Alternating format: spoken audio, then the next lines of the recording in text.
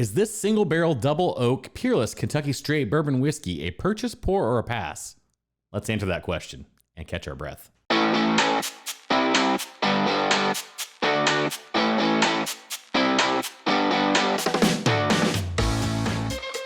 So you go to Louisville and you'll visit everything on Whiskey Row and find yourself in an inevitable situation where you look up and realize kind of behind Michter's, just off the row, is Peerless.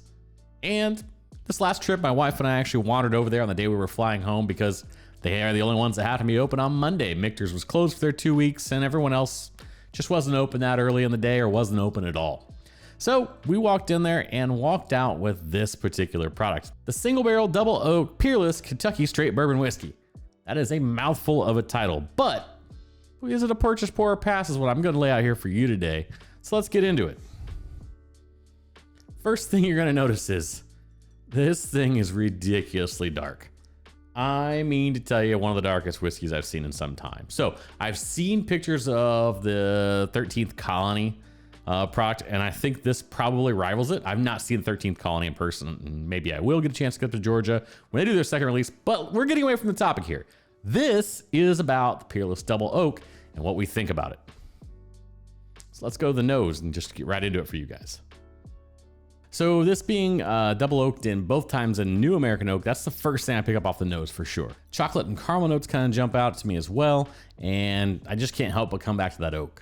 It literally reminds me of a really chocolatey, caramely, peanutty candy bar, to be honest with you. But I don't want you to think it's super sweet. Like it just has those reminiscent qualities of it too, with all that oak in there.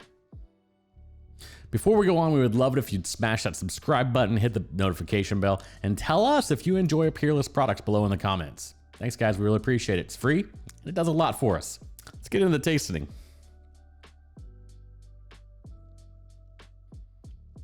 Now, I'm not a huge double oak fan, but this one, when we were at the distillery, we got a chance to try while we were on the tour, and it hit me just right. And I'm getting some of those same notes on my first sip here.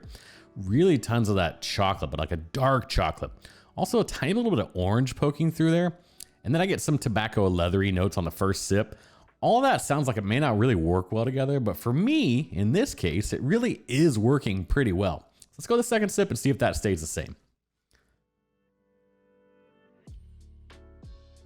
So far, there's that citrus note starting to come back around towards the end for me. I'm gonna go in for a third sip, which is rare for me because I really feel like I'm not giving you guys too much depth here, but this just could be all it is. I don't know.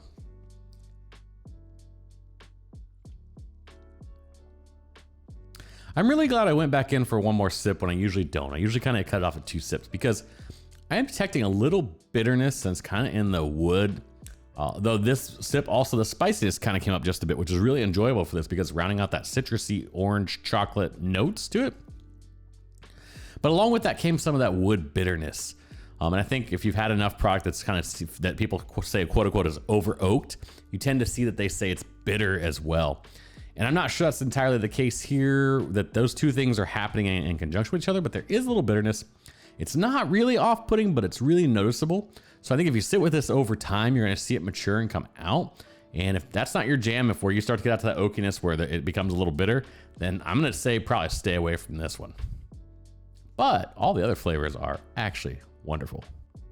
So if you ask me, for the person that's not really a huge fan of big double oaks, this one actually is very approachable to me. Even that last little bit of note of bitterness that I mentioned was really not off-putting. It was just there, and it didn't really distract me too much from the enjoyableness of the rest of it. So that said, you're going to have to be at the distillery to get this. You're going to have an opportunity to take the tour and choose this as one of the ones if they still have it or have another version of it.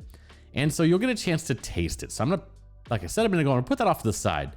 Now this one's gonna soar over $100 really fast, like a lot of the single barrel Peerless stuff does at the distillery because it is distillery only release. So that may be a reason alone for you to say that this could be a pass.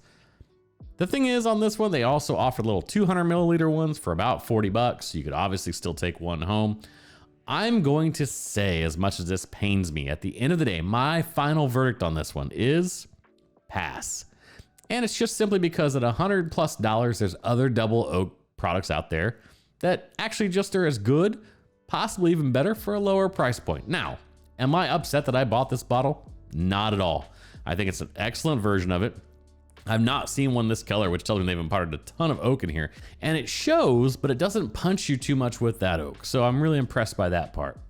So in all honesty, I love Peerless's brand and everything they're doing, but unfortunately this time I have to say pass, and I appreciate you guys stopping in. Please be sure to watch one of the videos posted above. Cheers, everybody.